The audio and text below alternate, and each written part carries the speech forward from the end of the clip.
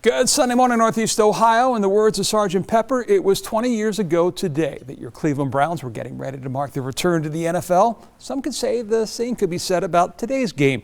The NFL centennial season, of course, kicked off Thursday night in Chicago at Soldier Field, which incidentally sits just 14.5 miles across the border from the Horseshoe Casino in Hammond, Indiana. I bring that up because this week they opened their sports book as Indiana became the 12th state in the nation to offer sports betting.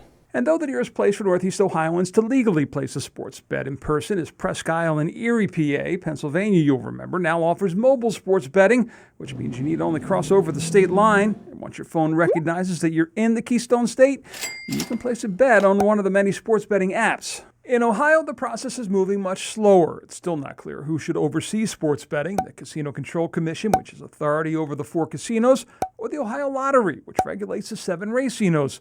Governor Mike DeWine supports the former, but there are questions over whether the state constitution would allow that. In addition, Governor DeWine told us this summer there are other things that need to be ironed out related to mobile betting, problem gamblers, and preventing underage gamblers. It's illegal to do, but if they've got an app and they do it on their iPhone, we have to figure out some way to protect that. So these are the kind of the big picture questions that the legislature and the people of the state of Ohio, frankly, are faced with now.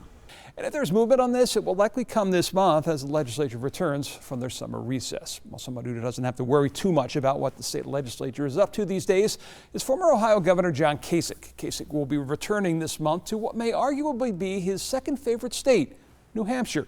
But don't read too much into it. From his first New Hampshire town hall in 2015 to his 106th on the eve of the First in the Nation primary, News 5 traveled across the Granite State with former Governor John Kasich. New Hampshire is a state that is roughly the population of Cuyahoga County, and Kasich met as many of them as he could, propelling him to a surprise second-place finish behind Donald Trump. He won fair and square, but I beat him in Dixville Notch, okay? That Kasich looks to return to New Hampshire is not any indication of a plan to challenge the president in the Republican primary. That, he told me last month, is at this moment impossible for any Republican. Well, I consider it like climbing a mountain. If you're going to go climb a mountain, you're walking, and if you can't see a path to get to the summit, you abandon your climb. Only a fool would go forward, right? Look for Kasich to speak to the need for civility in politics, the lack of which he says has created a divide in the country. John, here's the thing. People never understood why I didn't go to the convention, why I didn't endorse him, and why I've spoken out against him in many ways. You know why? Because this division was going to lead us to a very dark place. I have been deeply concerned about the fabric of our country. That being said, while he may not see a way to the top of the mountain he spoke of, he also hasn't begun his descent. We just don't know what's going to happen or what's going to change. I haven't ruled anything out, but if I don't see a path at this point. And Kasich's new book, It's Up to Us, comes out October 15th. Well, this week, Cleveland played host to one of the largest annual events that you've probably never heard of. Close to 4,000 visitors from more than 60 countries. It's called the Content Marketing World Convention. Content marketing, in simple terms, involves the creation of content, videos, blogs, social media that generates interest in a product or service. As the industry has grown, so too has the Content Marketing World Convention. The industry has matured and grown, and we've grown alongside with them. The convention started in Cleveland in 2011, but quickly outgrew the city and had to move until the new convention center was built and could handle the crowds, returning in 2013.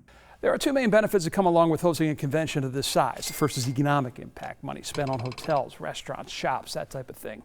The second is the side benefit that comes along if you're able to send this group home as ambassadors of the city. That's because the social media reach of this group of around 4,000 is literally millions. Year after year, we hear this from people, oh, this is my first time in Cleveland. And they leave with such a good feeling. That revelation, not a surprise to the folks at Destination Cleveland. We know from the research, people who visit, all those millions of people who visit, their perception of Cleveland is higher than when they were here. So now, how do we take that person whose perception is now higher? We know from research now they're more open to living in Cleveland, they're more open to working in Cleveland. So how do we take those people and try to translate some of them into not just visiting, but potential new future residents for Cleveland? And all of you who may be visiting Cleveland for today's game, we say welcome and go Browns. With Democracy 2019, I'm John Kasich. Enjoy your Sunday.